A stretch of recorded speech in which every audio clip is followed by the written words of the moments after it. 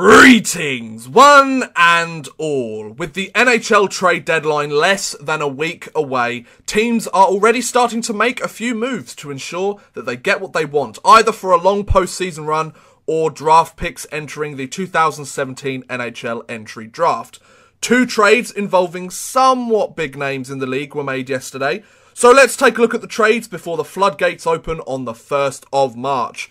We begin with Patrick Eaves of the Dallas Stars. Now, Patrick Eaves was traded from the Stars to the Anaheim Ducks yesterday for a conditional 2017 second round pick. This conditional second round pick becomes a first round pick if the Ducks reach the Western Conference final of the playoffs. Now, some of you may be thinking that is a huge amount for the Ducks to give up for a guy like Patrick Eaves. And if it was any other season of his career, you would be absolutely correct. However, this season, Patrick Eaves was having one of his best NHL seasons ever with the Dallas Stars, scoring a career-high 21 goals and adding 16 assists for 37 points total in 59 games with the Stars. The Anaheim Ducks are looking for a little bit more depth scoring. They've given up a second round pick for a guy that hasn't hit more than 21 goals ever in his NHL career. Of about 10 to 15 years he's been in the league now. He must have been. He's had at least 10 years in the league, I believe. So to get 20 goals, he had 20 goals in his rookie year, and he hadn't matched that until this year when he's 32. So that's quite shocking for a guy like Patrick Eaves. He's having a great year, no doubt. Like, congratulations to Patrick Eaves.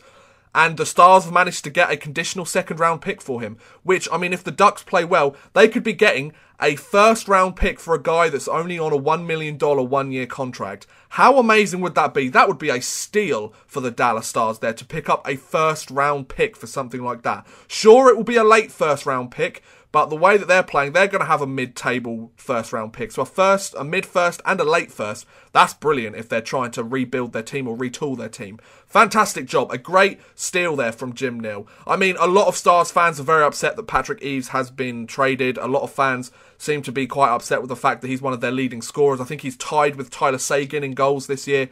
But at the same time, Patrick Eaves, this is an outlier in his career, by the looks of it. He's not a player that puts up 20 goals every single year. He's having a bit of an outlier year, so strike the iron while it's hot. I mean, trade him while he's a precious asset. Brilliant. That's a smart business move by Jim Nill, I think. So, Patrick Eaves, good luck with the Anaheim Ducks. Hopefully you'll have a good postseason run. Maybe you'll win the cup with the Ducks. I don't know. That's very much left to be seen, I guess. And then the other trade that took place yesterday, Tomas Jurco was traded from the Detroit Red Wings to the Chicago Blackhawks in exchange for Chicago's 2017 third round pick of the draft. Tomas Jurco never really fit in with the Detroit Red Wings organisation, as he had 39 points, 15 goals, 24 assists in 159 games with the Detroit Red Wings, and he currently had no points and 2 penalty minutes in 16 games with the Red Wings this season. Tomas Jurco at points was supposedly hailed as the next Pavel Datsyuk on the team, and it just didn't work out. He either didn't fit to the style of play that the Anaheim Ducks had, not Anaheim Ducks, the Detroit Red Wings had. He obviously didn't fit to the style. Maybe he had other stuff going on in his life. That's perfectly understandable as well. But Tomas Jurco, he was meant to be a highly touted guy coming into the Red Wings organisation. Never quite made it. So Chicago have decided to give up their third round pick for Jurco.